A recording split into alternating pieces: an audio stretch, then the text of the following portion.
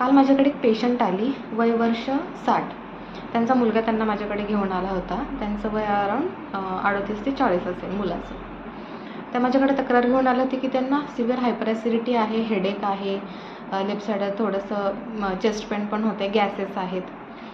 So मी त्यांना check केलं. बी P higher साईडला होता, 171, 101 बी पी होता त्यांचा. चष्मा आहे त्यांना. बी पी चेक केल्यानंतर मी त्यांना ॲडवाईज केलं की तुमचा बी पी खूप हायर साईडला आहे, सो तुम्ही एकदा बेटर राहील की तुम्ही ECG करून या. कधी कधी ॲसिडिटी ही हार्ट रिलेटेडसुद्धा असू शकते. हार्ट रिलेटेड काही प्रॉब्लेम असतील, ब्लड सर्क्युलेशन तुमचं व्यवस्थित होत नसेल तर त्याच्या रिलेटेड असते, तर त्याच्यामुळे तुम्ही एकदा ECG करून या.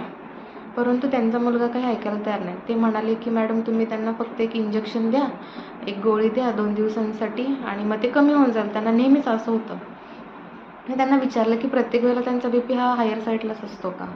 तर ते म्हणाले की नाही, प्रत्येक वेळेला बी पी हा नॉर्मल असतो. तसे ते हायपरटेन्सिव्ह पेशंट आहेत, मेडिसिन घेऊनसुद्धा त्यांचा बी पी हायर साईडला होता. सो मी त्यांना गांभीर्य सांगितले की बाबा ॲसिडिटीमुळे नॉर्मल, कधी कधी ॲसिडिटी नॉर्मल नसते, तर तुम्ही थोडंसं गांभीर्य लक्षात घेऊन पुढची स्टेप तुम्ही करायला काही हरकत नाही. त्याला जास्त खर्च होत नाही ECG करण्यासाठी, तुम्ही येऊन या, बेटर राहील त्यांच्यासाठी.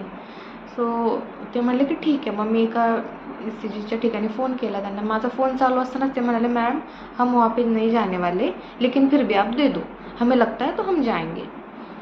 सो ठीक आहे म्हणलं. मी त्यांना मेडिसिन दिले, टॅबलेट दिलं त्यांना, इंजेक्टेबल मी काहीच दिलं नाही. आणि त्यांना म्हटलं बघा काय त्रास झाला तर मला फोन करा.